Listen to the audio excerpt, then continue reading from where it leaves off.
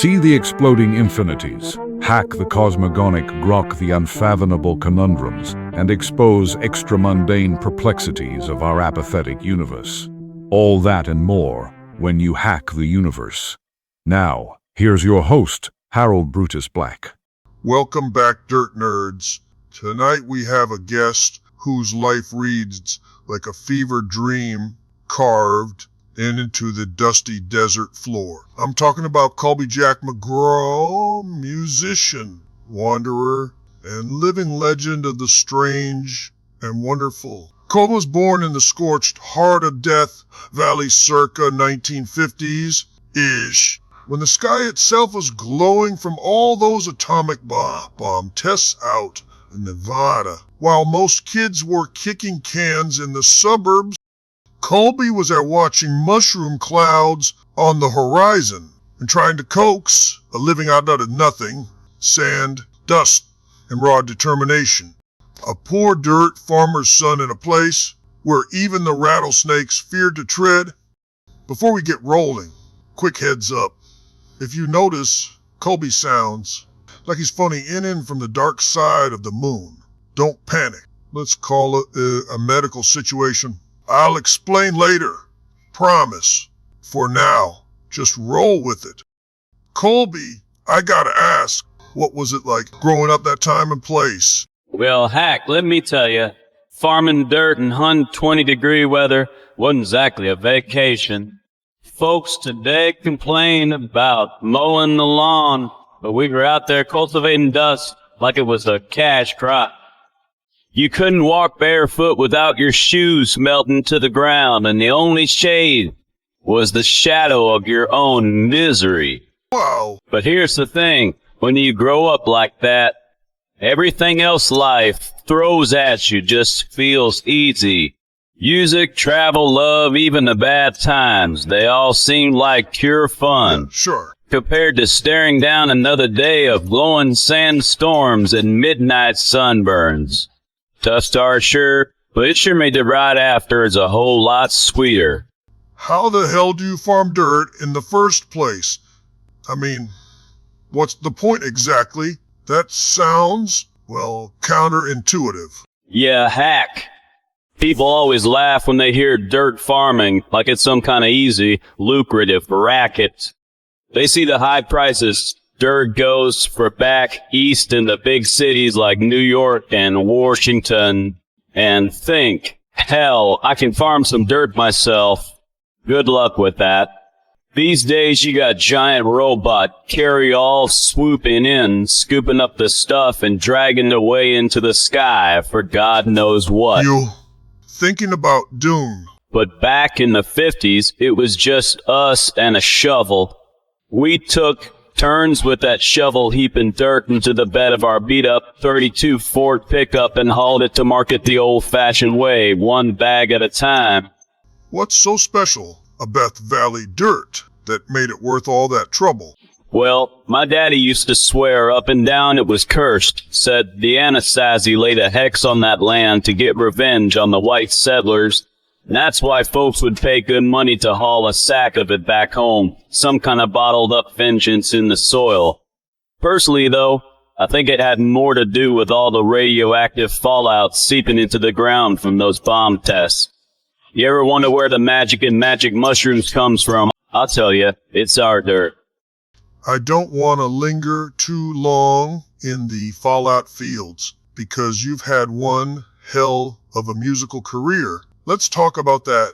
How did you even get started with the guitar in the first place? Well, Hack, that's a rough little story. My old man, mean drunk most nights, used to beat me whenever the mood struck him. No reason needed. One time, he grabbed this busted-up old guitar we had leaning in the corner and used that as his weapon of choice. You're telling me your musical journey started with getting hit by a guitar? That's right, he cracked it across my head, and I swear, the sound it made, this deep twang mixed with a rattle, kind of reverberating inside my skull, it was the most beautiful thing I'd ever heard. Hurt like hell, Sure, but it woke something up in me. After that, I was still afraid of my daddy, but there was one thing I wasn't afraid of anymore, and that was that old guitar. I wanted to hear that sound again, so the next day I mouthed off at dinner time expecting him to take that guitar to my noggin again. And the rest is history. Nope, it was the crowbar. Damn, man, I thought I had it rough. So in a way, the first note you ever loved was a concussion. Exactly. And from there, I figured if I could survive those beatings, I could survive guitar lessons. Turns out, hitting the strings was a lot easier than getting hit with them. So you taught yourself guitar? No, a damn rock taught me. What do you think, Hack? Touché. Now, Colby, I can't help but notice you didn't come in here alone. You brought the whole backup band with you, sitting there quiet as coyotes in church. What do you say, fellas? You up for giving our listeners a little taste of that famous McGraw sound? One of those signature twang blues western mashups you've been known to tear the roof off with. Yeah, sure, far out, man. Whatever. Well, Hack, I reckon that's a fine idea. These boys are always ready to play. What we'll do for you tonight is a little number I like to call Rattlesnake's Winds. It's half desert lament, half whiskey-soaked shuffle, with just enough distortion to remind folks the West ain't dead, it's just wired into an amp starts out slow, like heat rising off a blacktop road, then kicks in hard like a stallion that don't want to be saddled with a reverse mortgage. That sounds like a future GRN program to me. All right, folks, turn those dials up because this is Colby Jack McGraw bringing you real music in my basement studio.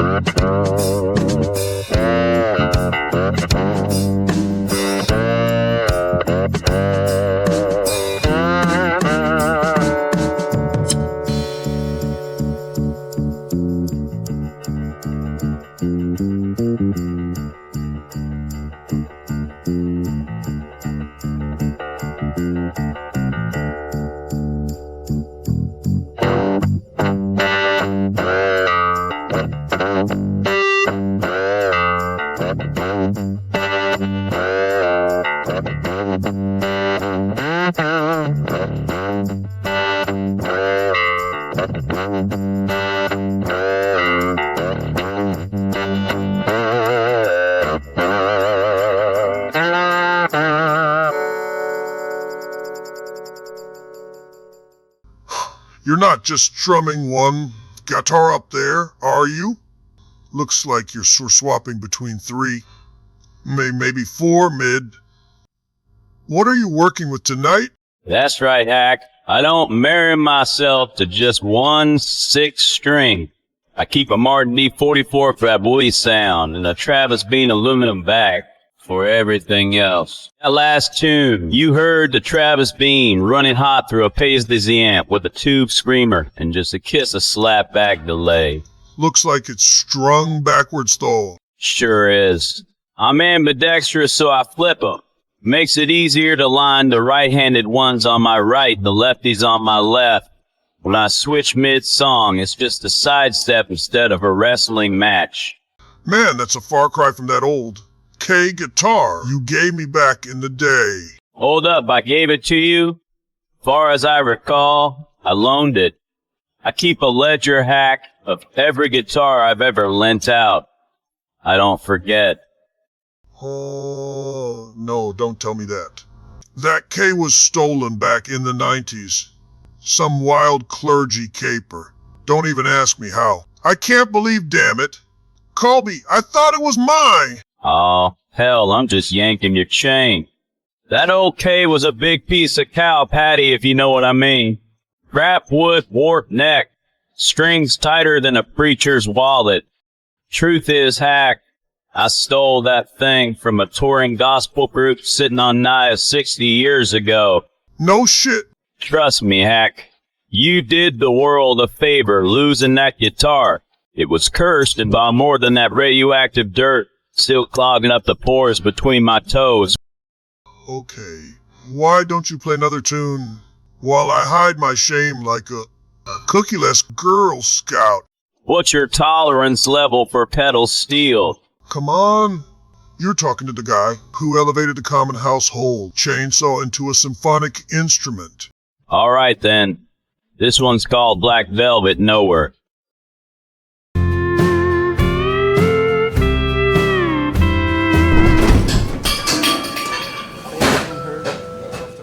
Sorry about that. My false eye fell out. Let's try that again. What about your bass player? Looks like he could use a trip to the hospital. Oh, he'll be fine. He lost all the pain, sensing nerves in his body after getting run under that big rig 2 years ago. Okay, now here we go.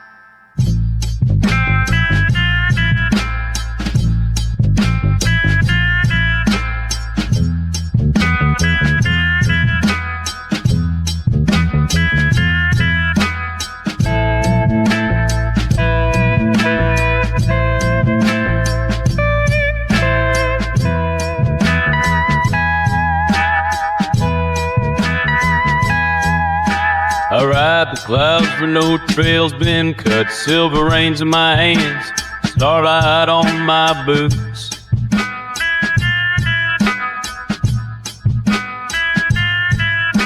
The moon's a lantern swinging low, guiding me through the black velvet nowhere.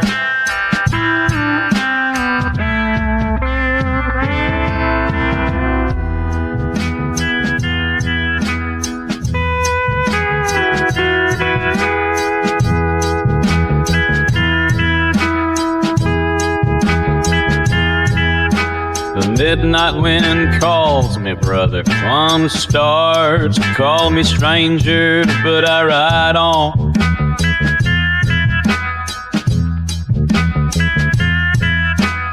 Lean and quiet, a lone cowboy ghost, drifting on the sky's back.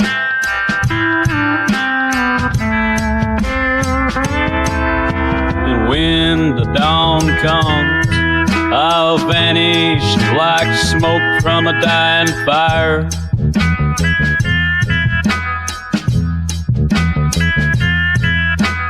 Leaving only the echoes burst and the trail of clouds wearing my name.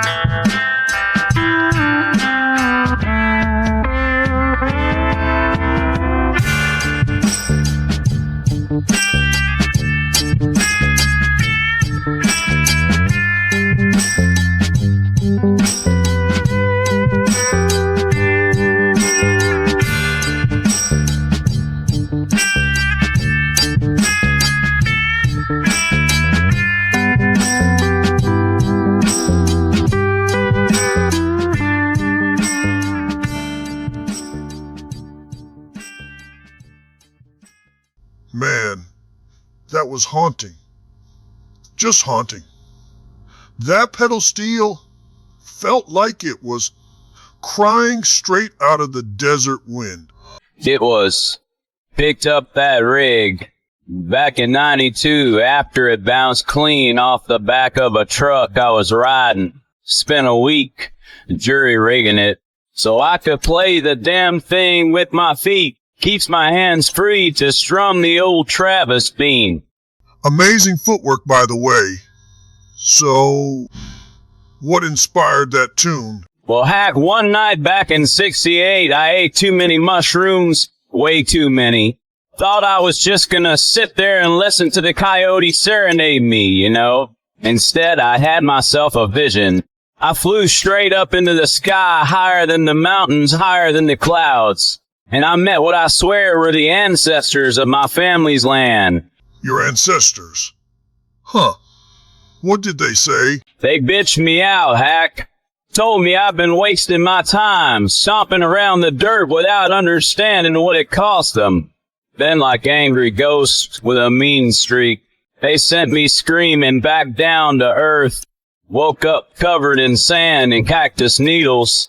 Didn't know if I was alive or dead for near like a day. Damn.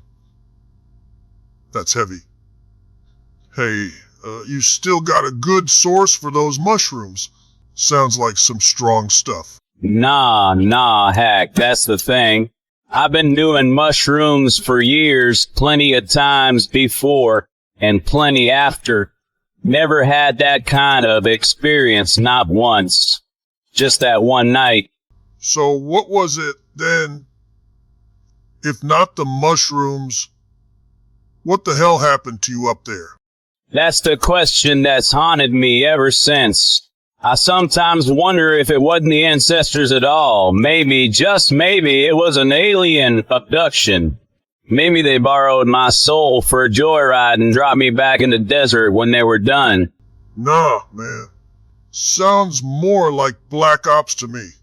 Ever since they irradiated all those people back in the 50s, the Air Force has been required by Congress to check in on them from time to time. Rumor has it they slip you a little roofie to sleep it off. Damn, I never thought of that before. I'm not surprised. They love feeding that alien abduction myth. Cover their asses. I don't know, kind of felt like aliens to me. Moving on, I think it's time we finally hear one of your signature surfing songs. This one's called I-49.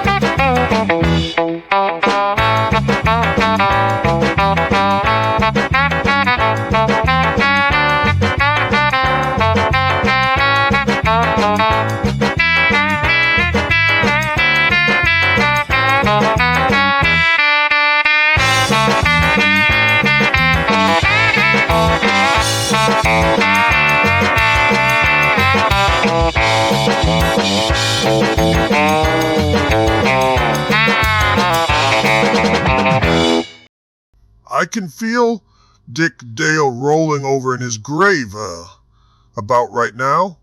Did you ever meet him? Only in court. He sued me. Said I copied his songs too much. I showed the judge my false ear and the case was dropped. That and the sworn affidavit by the governor of California that proved I was an illiterate fool. Not sure how much of that is true. Let's continue.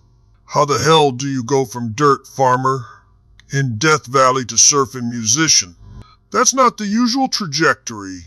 Well, heck, I don't surf ocean waves. I surf the waves and high waves of this great nation's roads. Not to put too fine a point on it, I surf semis. Wait, semis? Like 18-wheelers? Yeah. After I ran away from home at 17, I'd hop trains from town to town, guitar slung on my back, playing for tips. But you know, trains don't go everywhere. Sometimes the money was better in towns where the rails didn't reach, so I'd hitchhike. Problem was, hitching got me mugged more often than not. So I'm guessing you switched it up a bit? You bet. I'd wait till the rigs pulled into a gas station, climb up on top while the driver was inside grabbing coffee, and ride that sucker to the next truck stop. At first, I just laid low, flat against the roof.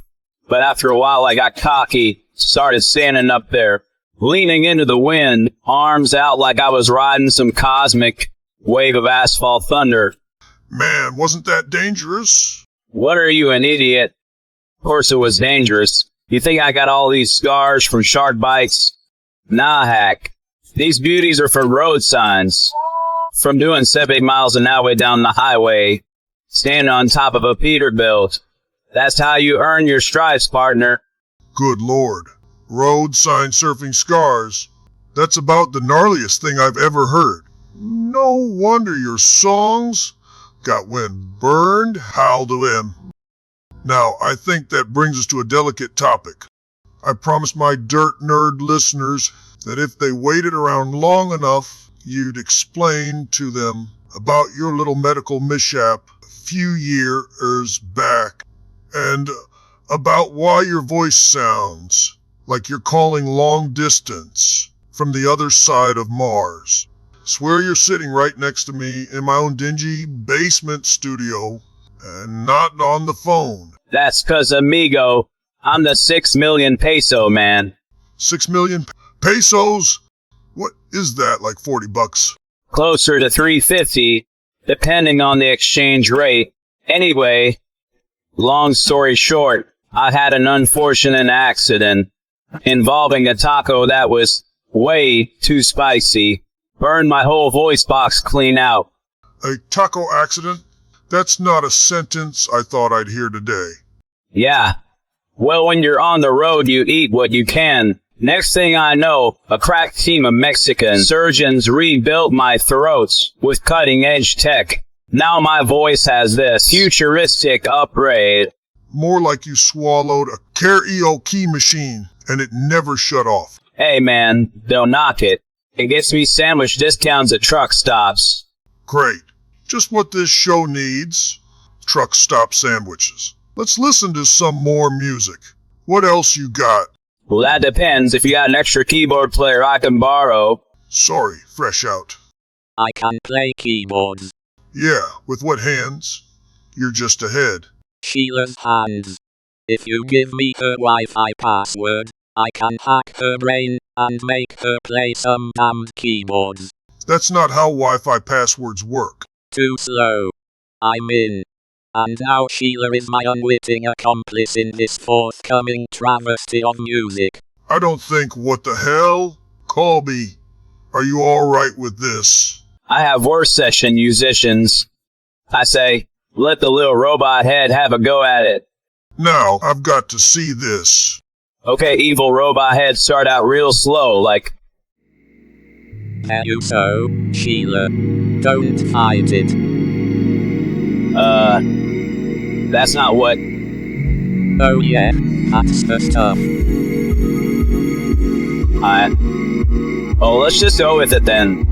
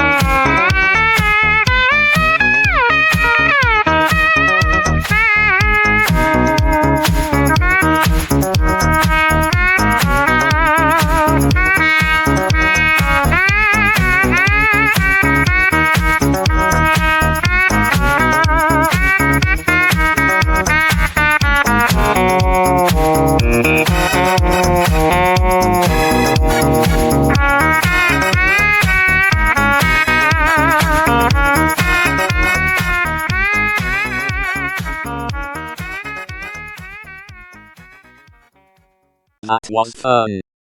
Playtime is over. Give Sheila her body back now. Party pooper. Thank you. Now back to Colby. What the hell is that boxy contraption you're strumming? Looks like my ex. Run through a meat grinder. This beauty? That's of Justice. Judge 45. Justice Judge. Huh. The only D45 I've ever heard of was a Martin. You know, the fancy wood kind that makes folks cry into their patchouli candles as it slowly drains their bank accounts. But that thing you're holding, it's all steel. Damn straight. Started life as a pedal steel guitar. Legs and all. I ripped those off, slapped on a shoulder strap. And now I can walk the stage like a free man while still bending notes like the desert wind. She's heavy as sin. But this rig sings sweeter than any lap steel you've ever heard. Speaking of rigs, I'm guessing you only ride those semis for kicks these days. Can't picture you hauling a full band and gear up there on top of an 18-wheeler. You're right. I just ride for fun these days. I quit doing gigs years ago. It cramped my style. Cramped your style. What are you, a hobo philosopher now? Seriously? How do you survive without working? I thrive, man. Dumpster banquets, plasma for orange juice exchanges, the occasional free buffet when they forget to check wristbands. You know what I'm talking about. No, I don't. Good Lord. No wonder your manager never called me about a fee. GRN does cut checks, you know. Checks? Nah, man. Checks are for wage slaves. Capitalism can't hold me. Say, you got a couch. Or should I just stretch out on your studio floor tonight? I think this interview is over. It's about damn time. Evil robot head, escort our guest out of here. Like Prado! With pleasure. Don't make me make Sheila use the cattle prod on you. Whoa, folks, that's it. Colby Jack McGraw just tried to annex my couch like it was the Sude 10 land, and I had to boot him out before he started gnawing in on the furniture. Let this be a lesson. Sometimes you dream of meeting your heroes. But when you finally do, barefoot in your basement, smelling like dumpster lasagna. So think twice before you wish too hard, kids. Heroes have a way of turning into house guests, and house of guests into horror stories.